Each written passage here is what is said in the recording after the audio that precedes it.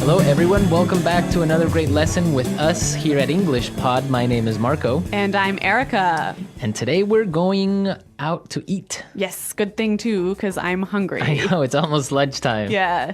So today we're going to be talking about eating at a restaurant and giving some great recommendations and suggestions. Yes, we have language for describing food, for describing restaurants, and for making suggestions. Great, so let's start with our vocabulary preview for this lesson. Vocabulary preview. We have 2 words today from our dialogue, which you'll need to know to understand the dialogue. Great. The first one that we have today is food poisoning. Food poisoning. Food poisoning. Food poisoning. So food poisoning is Not a good thing. not a good thing. It is when you eat some bad food and that food makes you sick. So Yeah. you get food poisoning. Okay, so food poisoning, yeah, not a good thing. Okay, the next word. Allergic. Allergic. Allergic. Allergic.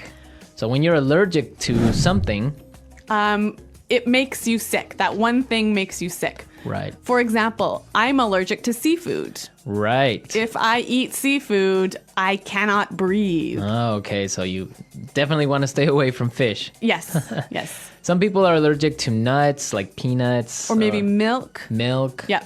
Cool. So when one type of food makes you sick, you are allergic to that food. Okay, great. So with this in mind, now we can listen to our dialogue for the first time at its normal speed. But don't worry if you don't get everything now because... We'll come back and teach you the important language.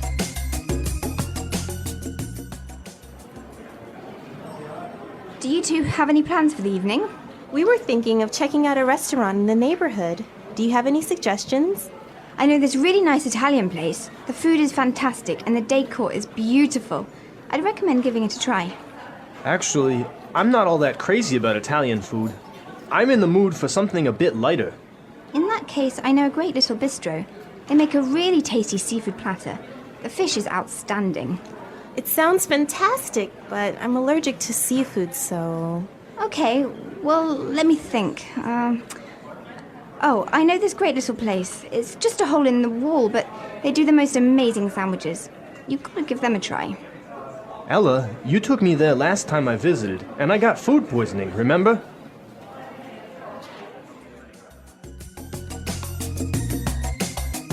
Well, I'm getting hungry just thinking about all of those great restaurants. Yeah, some really good recommendations, except for food poisoning, right? No, not so good. Let's start with our language takeaway for this lesson. Language takeaway. Our first word on language takeaway is check out. Check out. Check out. Check out. So we have some great examples on how we can use check out in different situations, and then you can understand the meaning. Example 1. Have you been to the new cafe next door? Yeah, I checked it out yesterday. The food was great. Example 2. Hey, check out my new car. Example 3. I'm going to check out that new shopping mall this weekend. So I can understand that it just means look at. Yeah, look at. Or go see. So let's go check out that new bar in town. Yeah, okay, cool. Next word is bistro. Bistro. Bistro. Bistro. So what's a bistro? It's kind of complicated, but it's like a small restaurant that's not really cheap though. Not so cheap, but not so expensive. Uh-huh. And it's usually French. Yes. So it's, Yeah, small informal restaurant. yeah, bistro. Okay, so our third phrase for today is not all that crazy about. Not all that crazy about. I'm not all that crazy about. Okay, again, kind of a funny phrase, but we've got some examples that will help you understand the meaning. Example 1. Do you want to go shopping with me tomorrow? I'm not all that crazy about shopping. I don't like spending money. Example 2. I'm not crazy about jazz music. Can I change the song? So this is just a really polite way of saying you don't like something. Exactly. But now the opposite of this would be tasty. Tasty. That's our fourth word, tasty. tasty. So when something is tasty, It's good. it's good. Like delicious. Delicious. Yeah. You know what? In English, we almost never say the food is delicious, but we always say, It's really tasty. yes. This is really tasty. Yes. Okay. Tasty. And our last phrase for language takeaway, in the mood for. In the mood for. In the mood for. Let's listen to some examples of this phrase and we'll understand the meaning a little bit better. Example 1. We always eat hamburgers for dinner. I'm in the mood for something different. Example 2. Let's watch a movie. How about Texas Chainsaw Massacre? I am not in the mood for a horror movie. So if I'm in the mood for something, I feel like doing or eating or Watching. Watching. Yeah. It means you want to do that now. Yeah. I'm in the mood for. Okay.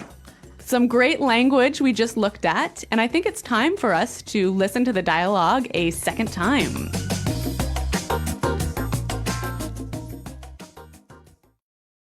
Do you two have any plans for the evening? We were thinking of checking out a restaurant in the neighborhood. Do you have any suggestions? I know this really nice Italian place.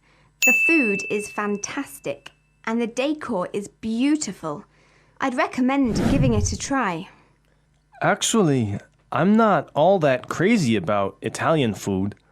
I'm in the mood for something a bit lighter. In that case, I know a great little bistro. They make a really tasty seafood platter.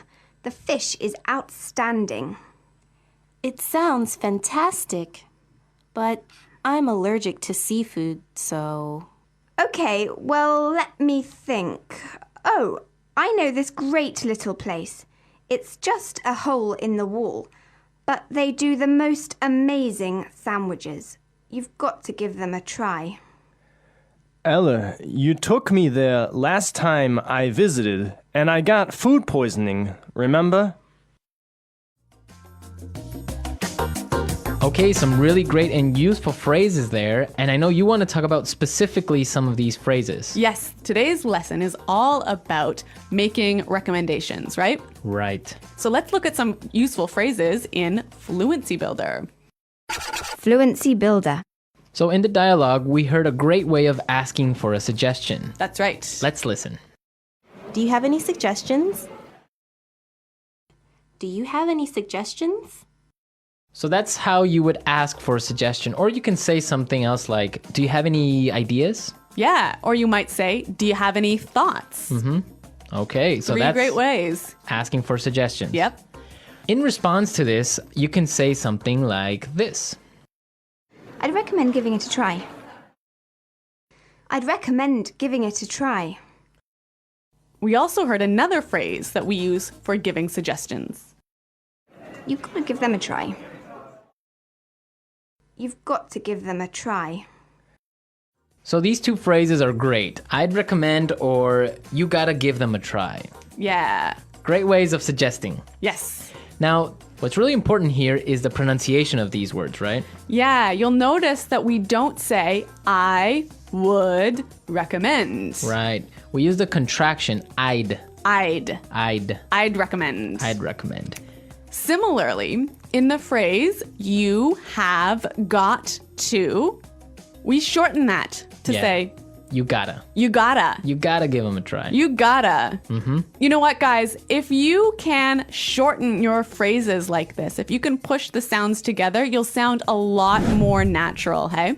And also you'll be able to understand because in movies or in shows, they will never say, you have got to give them a try. Yeah. So if you know how to use this form, you'll understand what they mean. Exactly. Okay, great. Well, why don't we listen to the dialogue a third time and you'll hear some of these contractions in the dialogue.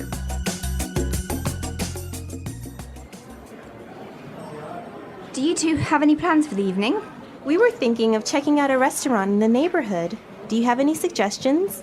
I know this really nice Italian place. The food is fantastic and the decor is beautiful. I'd recommend giving it a try. Actually, I'm not all that crazy about Italian food. I'm in the mood for something a bit lighter. In that case, I know a great little bistro. They make a really tasty seafood platter. The fish is outstanding. It sounds fantastic, but I'm allergic to seafood, so... Okay, well, let me think. Oh, I know this great little place. It's just a hole in the wall, but they do the most amazing sandwiches. You've got to give them a try. Ella, you took me there last time I visited, and I got food poisoning, remember?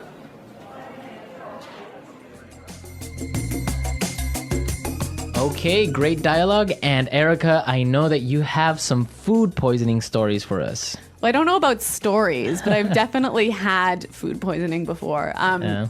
One of the worst times that I ever had food poisoning was when I was traveling in Morocco. Okay. I had some really amazing orange juice, really fresh, squeezed that day in the morning. And then I got on a bus. Okay. I think you can see where this is going. Yeah, so I was on the bus and then I started to feel really sick. And I was just hoping and hoping and hoping that the bus ride would be over soon. Yeah. But unfortunately, it wasn't. Oh, no. All I can say is that I was sick. And all I can say is that I was pretty sick and really, really unhappy. Yeah, I bet. Well, that's very strange that you got sick from orange juice, huh? Well, yeah, maybe it was with some dirty water or something like Yeah. that. I don't know. It was a terrible situation. Yeah, it's always complicated when you're traveling to other countries. It could be the water, it could be the way they prepare things. So Yeah. food Well, poisoning. Guys, I hope that you don't get food poisoning. And if you have any food poisoning stories, it would be great for you to share them. Yes, at our website, englishpod.com. And we'll see you there to answer all your questions and comments, but now we have to go. Okay, guys, thanks for listening. We'll see you there. Bye-bye. Bye.